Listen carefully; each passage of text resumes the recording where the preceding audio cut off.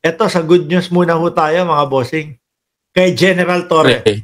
Na magkakaroon. Eto po ang mga kapulisan natin mga bossing, binabash po ng mga DDS. Kesyo daw, naku hindi matutuloy yan, naku hindi maganda yan, naku walang kwenta yan.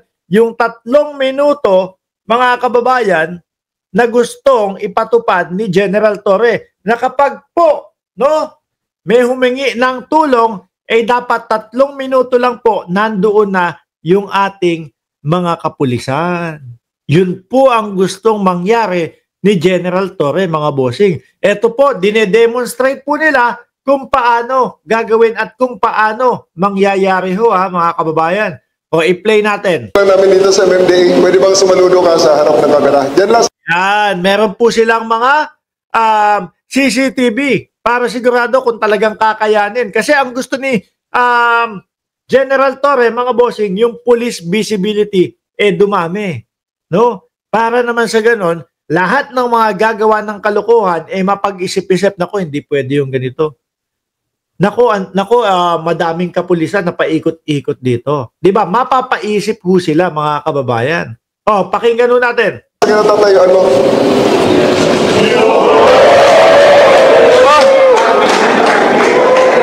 Hinangaan ng mga miyembro ng media ang on-the-spot police response demonstration na pinangunahan mismo ni PNP Chief Police General Nicolas D. Torre III. Ayan, kinuhanan nila. Sinubaybayan nila, sinundan ho nila, mga boss chief sir, yung mismo pong CCTV. Sabi ni Lady Cha, hi Boss Mark, hi din po sa inyo. No? Tuloy ka.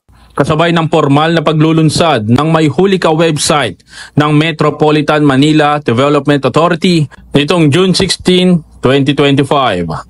Tampok sa programa ang demonstration ng mabilisang police response gamit ang CCTV system ng Ewan ko sa mga DDS, bakit nila binabash ho yan?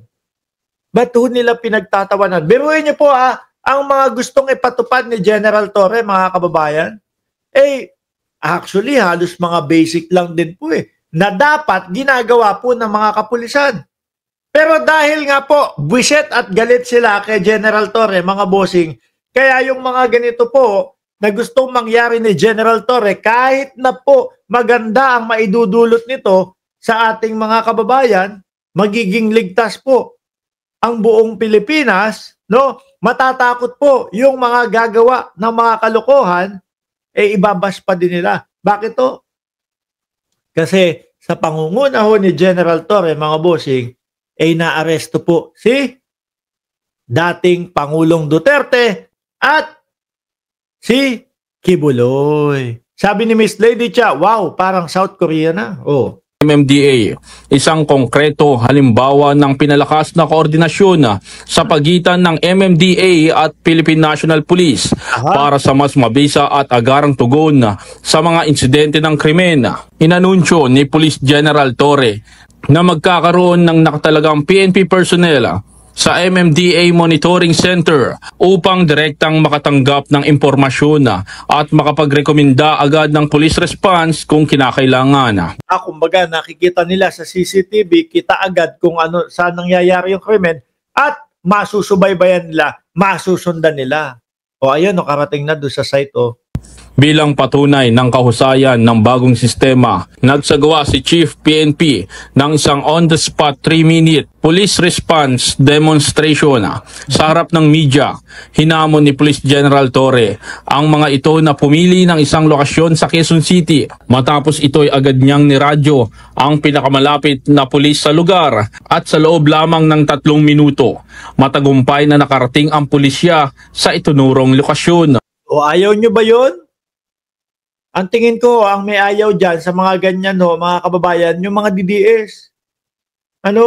Dahil nga si General Torre ang naka-aresto sa dating Pangulo, kaya ngayon nandoon sa dahig, kaya sila galit.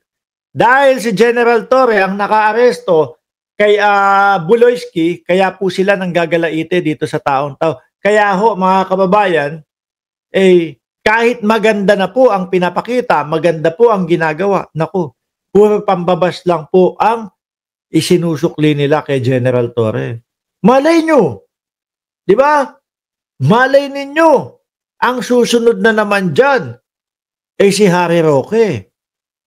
Di ho ba mga kababayan? Lalo na ngayon ha?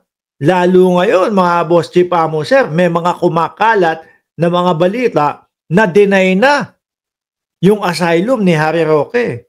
Mano ba namang, eto, sige, since nasa ibang bansa yan, makipag-ugnayan tayo sa Interpol. Naku po.